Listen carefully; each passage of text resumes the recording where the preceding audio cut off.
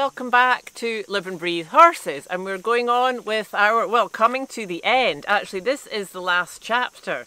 There's some end notes which we will do in a closing episode, but this is sadly the last chapter from this wonderful book, From an Old Master Trainer to Young Trainers by Nuno Oliveira, and it's second volume in Classical Principles of the Art of Training Horses, which we have a whole other Words of Wisdom series on that book. So, the last chapter, chapter 22, is in what canter you must ask for the first flying change. So, this is a subject with enormous importance. You do not have one system for all horses, as in everything. Some you must ask the first flying change in a more short and more sit canter.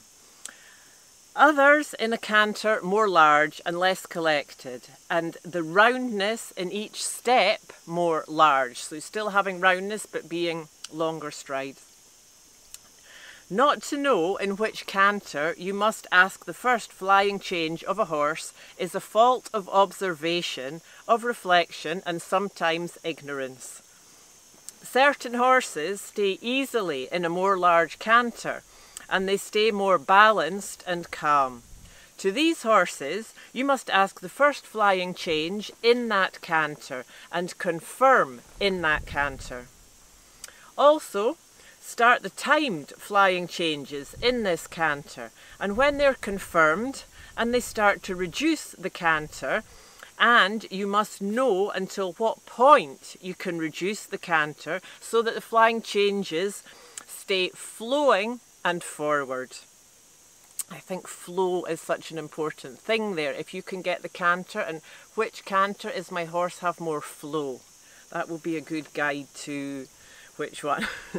The equerry who has tact is capable to feel and to know to what point he must reduce the canter. Other horses, incapable of staying in a really large, balanced canter, to stay in a canter continually, need to be asked by the aids of the rider. And for the horses who find the collected canter, the more sit canter, more difficult. For these horses, you must first develop a sit canter, confirmed and calm.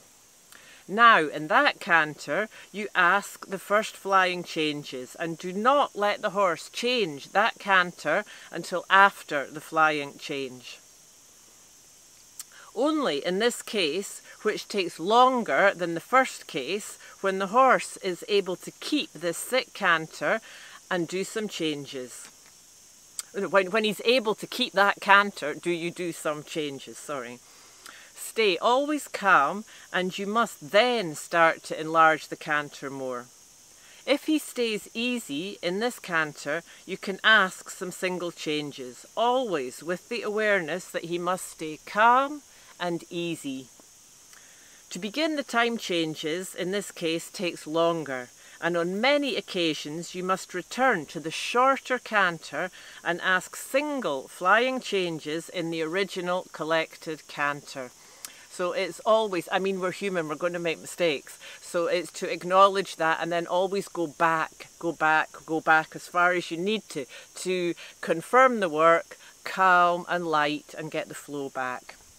Finally, a flying change is a departure to canter made in the canter. The equerry knows how he must make departures from walk to canter with this or that horse. And here you can have subtle differences with each horse. So yeah, I think that's a good point to remember. You know, we can overcomplicate flying changes in our head. And it is a departure from canter to canter, and the key in practicing the walk canter and perfecting that. And I mean, as far as collecting the canter, for me personally, you know, in the preparation work here, I find that can be very useful outside in the country. You know, you can often get more bounce and keep the life, and you can maybe reduce it more while keeping the energy up, you know, and get a better rhythm. You know, having some little hills can be very good to shorten up and get the horse more sitting as well. So anyway, I don't know why I'm adding on to Nuno, as if I've got anything to say about that. But anyway, thank you for being with me today. I look forward to see you next time, and keep tuning into the light.